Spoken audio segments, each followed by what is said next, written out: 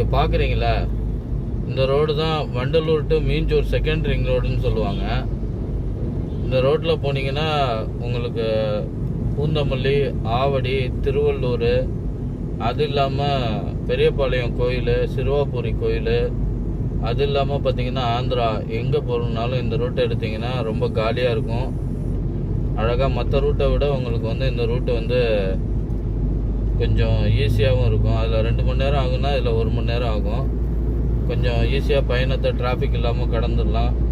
அதுக்காக நல்ல காலியாக இருக்கேன்னு சொல்லி ரொம்ப வேகமாக ஓட்டி பரபரப்பாகி இயற்கை ஆன விஷயங்கள் எல்லாம் ரசிக்க முடியாமல் பரபரப்பாக ஓட்டாமல் பொறுமையாக சேஃப்டியாக ஓட்டி போய் சேர வேண்டிய இடத்துக்கு கரெக்டாக போகணும்னு சொல்லி வேண்டி கேட்டுக்கிறேன்.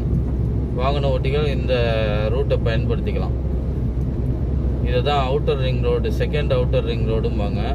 உங்களுக்கு தாம்பரம், வண்டலூர், பெருங்களத்தூர் எதில் இருந்தாலும் நீங்கள் வண்டலூர்லேருந்து ஏறி இது பண்ணலாம். உங்களுக்கு இடையில இன்டர் கனெக்ட் இருக்குது.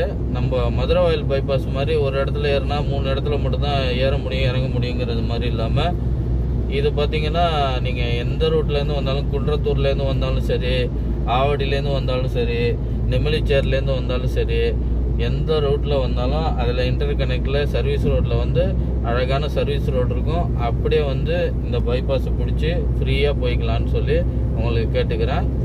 Safe driving.